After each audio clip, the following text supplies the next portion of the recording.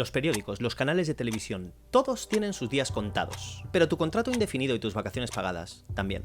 Y todos ellos te dicen que lo van a impedir, pero, spoiler, te mienten. Por eso, yo lo que estoy haciendo es prepararme. Pero para eso antes tenemos que entender, ¿por qué pasa esto?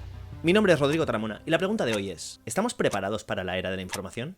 Aunque todo el mundo asume que vivimos en la era de la información, el mundo sigue operando con modelos de la era industrial. Y es normal. Ha pasado en cada cambio de era de la especie humana. Por ejemplo, todos sabemos que Roma no se construyó en un día, pero casi nadie es consciente de que su caída duró más de 200 años, durante los cuales todos los ciudadanos romanos estaban convencidos de que Roma iba de puta madre. Y es que, vente conmigo, ¿vale? Imagínate esto. Tú le dices a un ciudadano romano que dentro de poco la iglesia iba a tener mucho más poder que el emperador, se empezarían a construir templos en homenaje a un solo dios, el papa dominaría el mundo y daría lugar a los reyes y a los señores feudales. Iglesia, papa. ¿Cómo que un dios? ¿Qué significa feudal? Está flipando. Si te fijas, no es muy diferente a lo que te pasa a ti cuando alguien te dice blockchain.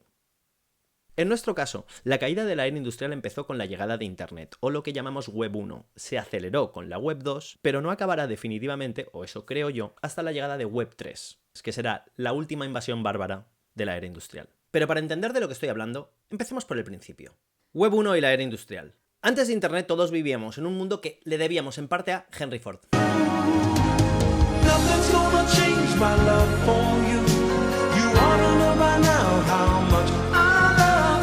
Ford se dio cuenta de que si en lugar de poner a una persona a montar un coche, te ponías a muchas personas a montar, pues uno las tuercas, otro el chasis, otro el parabrisas, hacías más coches y mejor en menos tiempo. La vaina es que si tu vida consiste en entrar a los 16 años en una fábrica, a pasarte el resto de tus días haciendo tuercas, mientras que otros diseñan los coches y comen langosta con el jefe y se lo pasan de booty, pues vaya negocio. Así que surgió el Fordist Bundle, o lo que aquí conocemos como el Fordismo. Como te ibas a pasar el resto de tu vida haciendo tuercas, y aparte la fábrica dependía de que tú cuando salieras de ella pudieras permitirte coches, neveras y esas vainas para que todo el mundo gane, bueno para Ford, bueno para ti, pues tenías un contrato indefinido, vacaciones pagadas, crédito, movidas guapas, que hacían que tu vida no fuera tan diferente del que diseñaba los motores. Él podía tener una casa más grande o un coche más guapo, pero los dos teníais ambos. Pero eso no solo sirve para hacer coches. Me imagino que alguien un día dijo, ¿y servirá eso para hacer periódicos? Y dijeron, no se puede. Y dijo, sujétame el cubata. Entonces llegó Jonah Jameson.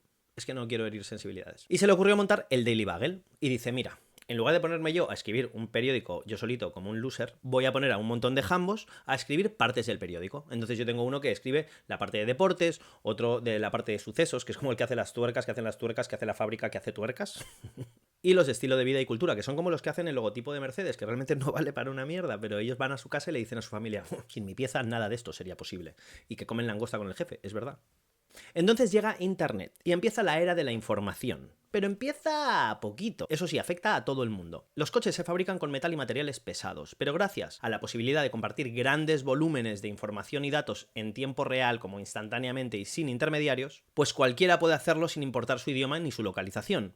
El mercado se globaliza y como ya no necesitas que tus empleados además te compren los coches, pues externalizas la producción y la fabrican un montón de jambos que cobran una cuarta parte porque nunca van a ser tus clientes. Ya hemos hablado de eso.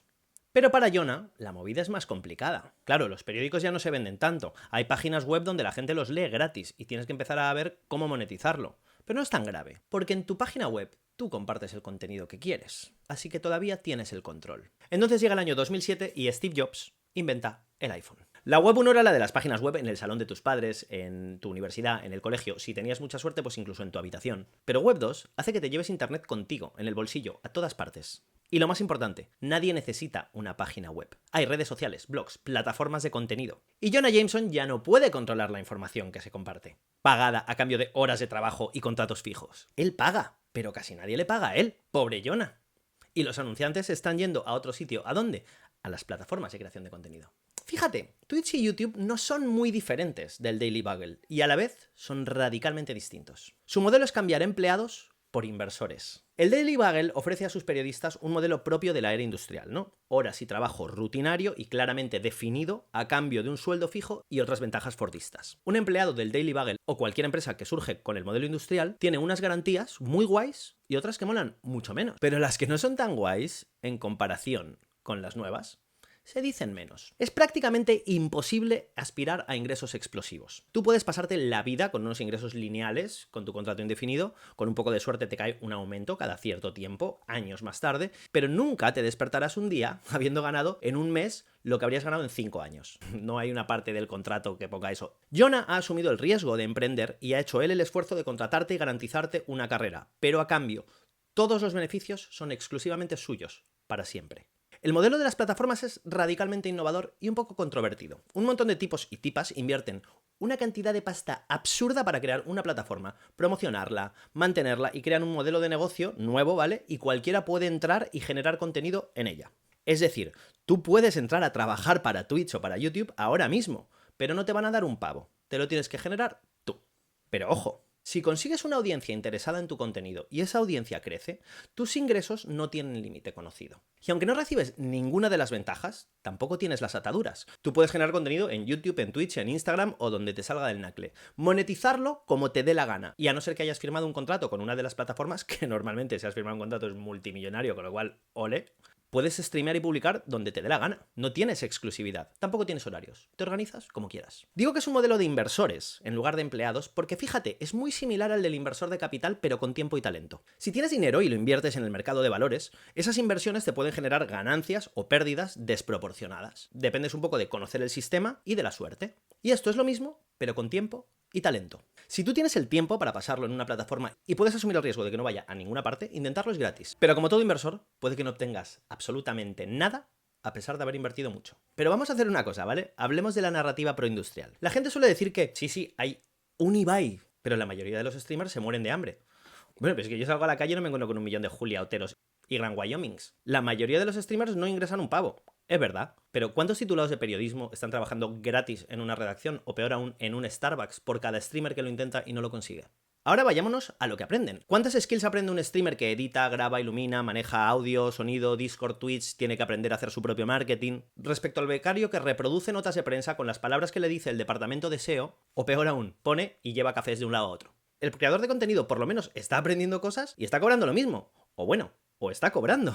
Y ahora vamos a los niveles. ¿Cómo se comparan? Vamos a hablar de un periodista al que le va bien, ¿vale? ¿Cuánto hace? ¿2.000 euros al mes? Me imagino que más de uno está diciendo, hijo de puta, ojalá. Un streamer al que le va regular puede recibir esa cantidad rápidamente. Pero es que cuando pasas al streamer al que le va bastante bien, la distancia se dispara. Porque al periodista que le va bien, ¿cuánto cobra?